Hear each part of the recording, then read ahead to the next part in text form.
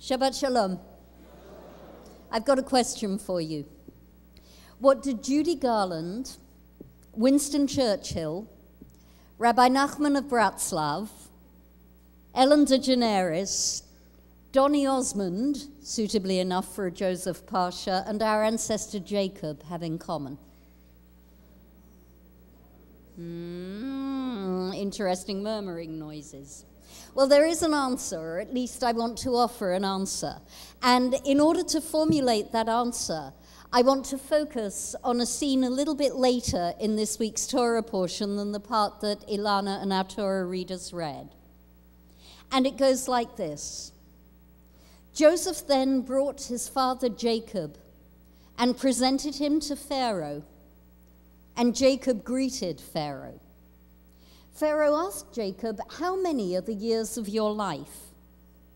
And Jacob answered, "The years of my sojourn on earth are 130. Few and hard have been the years of my life, nor do they come up to the lifespans of my fathers during their sojourns." Then Jacob bade Pharaoh farewell and left Pharaoh's presence. Excuse me? This is Jacob, who has just been reunited with his beloved son who he thought was dead. Jacob, who has just been brought to Egypt with the maximum of pomp and ceremony. Jacob, who survived a 7-year famine without losing a single member of his family to it.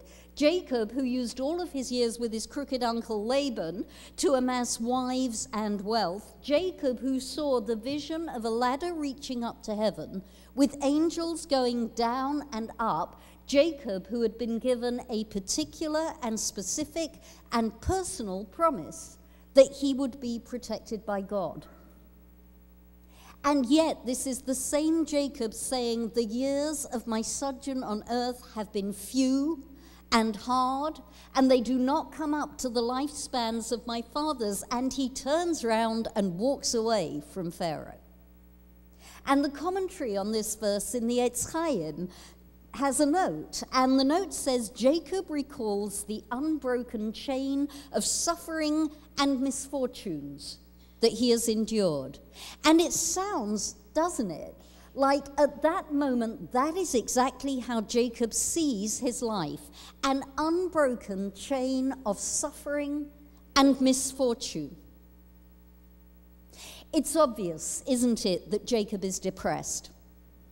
And no, I don't mean that in any kind of glib way. I mean it for real. Because in answer to that initial question that I asked, all of those people that I named, along with a great many others, both famous and not famous, suffer from depression. And depression, see, is not the acerbic melancholy of Eeyore the donkey as he sloshes through the river, complaining how everything is pathetic. Depression is a crippling disease. People who have suffered from it are surprisingly unanimous about how it feels to be depressed. They use multiple different metaphors. Some of them talk about a black hole. Others talk about being behind a wall of glass. Others talk about being in a fog. Winston Churchill spoke about the huge black dog that followed him around.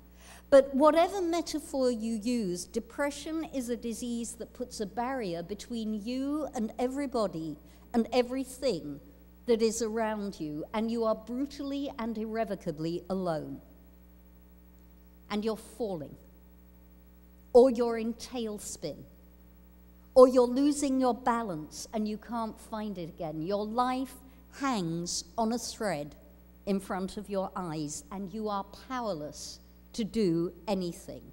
It is the cruelest and most debilitating of conditions. And from the inside of being depressed, it feels as though the situation is endless. And I have edited, because it really is too harrowing, but I want to share with you a little bit of how a sufferer from depression, a man called Lewis Wolpert, describes the condition in a book called Malignant Sadness. And he says, It was the worst experience of my life. I was in a state that bears no resemblance to anything I had experienced before. It was not just feeling very low, depressed in the commonly used sense of the word. I was seriously ill. I was totally self-involved. I could not think properly, let alone work, and wanted to remain curled up in bed all day. I could not ride my bicycle or go out on my own. I had panic attacks if left alone. And there were numerous physical symptoms. My whole skin would seem to be on fire, and I developed uncontrollable twitches. Sleep was impossible without sleeping pills. These only worked for a few hours, and when I woke up, I felt worse. The future was hopeless. I was convinced that I would never work again or recover. There was the strong fear that I would go mad.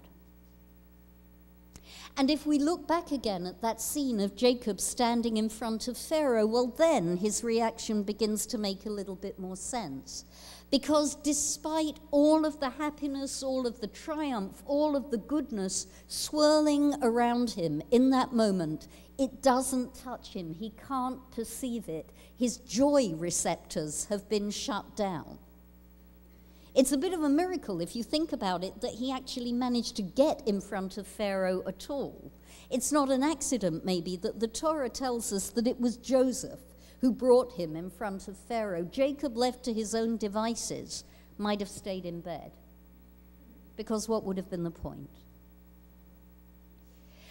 The question is what prompted Jacob's condition. Some people suggest, some experts suggest that depression can be triggered by an extreme episode of physical pain. And so it might be, a few weeks ago I spoke about that battle with the angel, about how Jacob is the Greg House of the Torah. And possibly the depression is the long-term heritage of that fight with the angel, of that fight with evil that we spoke about then. And other people suggest that depression is subject to an emotional trigger. It's something that happens when we are forsaken by love. And that would make sense in the context of Jacob's life. He lost Rachel, he lost Joseph, and he simply can't get past that feeling of loss.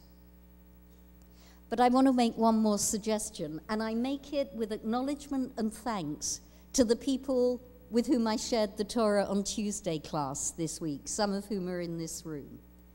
And we had the privilege of exploring a moment from Ilana's maftir, the moment which comes before that scene with Pharaoh, the moment in which the brothers tell Jacob that Joseph is still alive.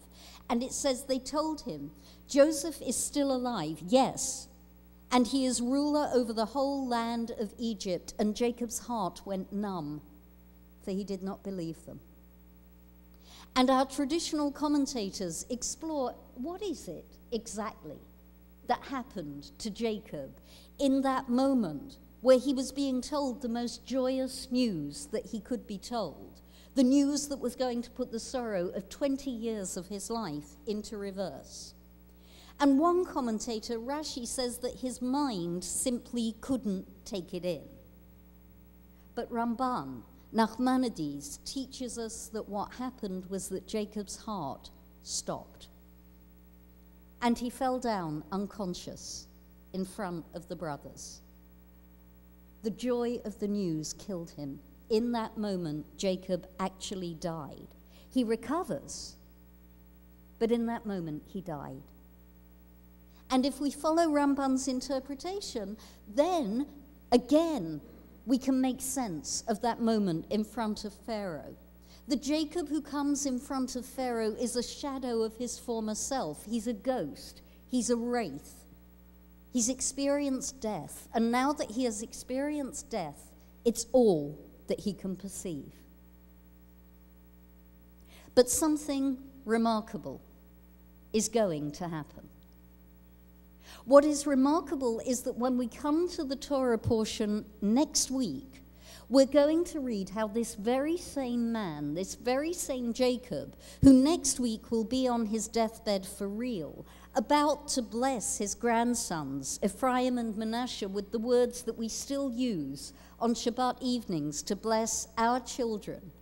This same Jacob will declare, the God in whose ways my father Abraham and Isaac walked, the God who has been my shepherd from my birth to this day, the angel who redeemed me from harm, bless these boys.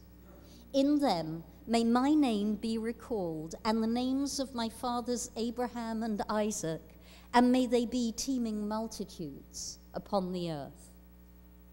This is a Jacob who is at 180 degrees from the Jacob who stood in front of Pharaoh. He's grateful, he's secure, he's tranquil, he's looking confidently towards the future. And what is so frustrating is that the Torah does not tell us what brought about that shift. We simply don't know. But when the Torah doesn't tell us something, it gives us all the opportunity, the audacity to guess at what might have happened. So I want to guess. I want to offer 3 possibilities of what changed Jacob from the wraith shaking before Pharaoh to the patriarch blessing his children with lifelong generational blessing. The first possibility is that he might have rediscovered hope. There is something about looking into the face of a child that gives us infinite hope for the future, that presents us with the endless possibilities of life. And perhaps that's what happened. Perhaps it was that moment of looking into the eyes of his beloved grandsons that made him realize, cautiously admit once again, the possibility of a future. Another possibility is that he might have rediscovered what it feels like to be connected to another person.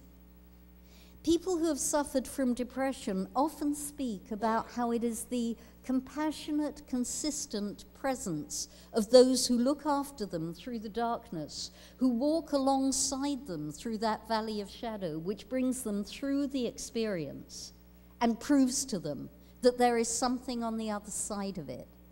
There's a magnificent book by a man called Andrew Solomons. He calls it The Noonday Demon.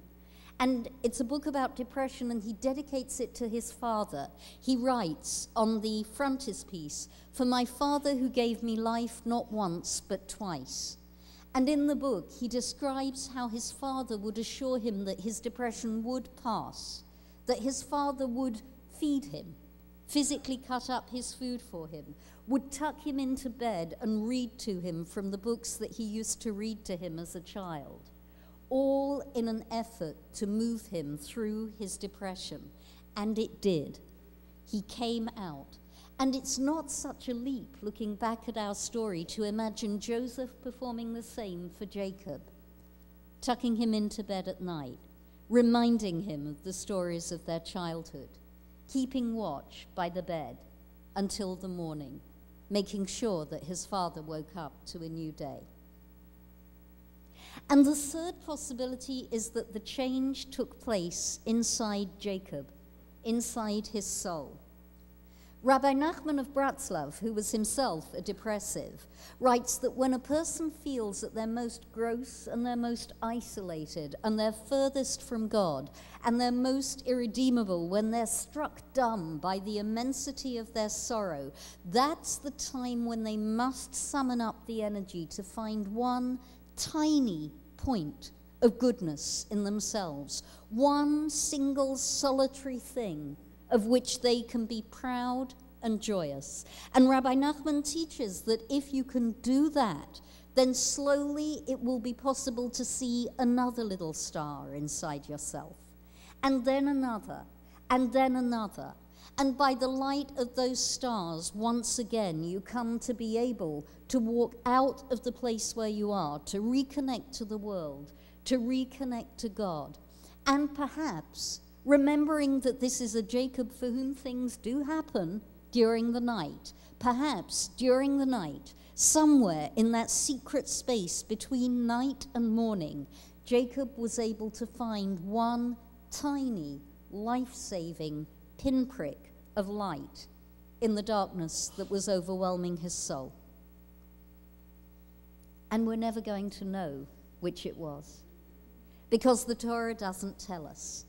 But there is still a lesson that I would ask us to take away from this episode. Andrew Solomons again writes that people who have been through a depression and are stabilized often have a heightened awareness of the joyfulness of everyday existence. They have a capacity for a kind of ready ecstasy and for an intense appreciation of all that is good in their life. They have a meta joy. That's what he calls it, a meta joy. A joy in being able to experience or in being able to give joy. Our tradition tells us, all of us, all the people in this room today, every Jew in this city, every Jew in the world, can trace their ancestry back to Jacob. We are children of Israel. We are children of the person who made that journey through darkness and came out and was stabilized. And if that is the case, then I want to suggest that on some level, every single one of us has made, every single one of us will make, every single one of us is capable in our souls of making the journey from depression to hope, because it's written in our ancestral DNA that we should be able to do that. And I spoke a few weeks ago about the idea that the real meaning of the word Israel is survivor. And here is that idea again at the end of Jacob's story. As survivors of darkness, it is our sacred task to embody that capacity for meta joy in the world, to find joy simply in our ability to experience and to give joy.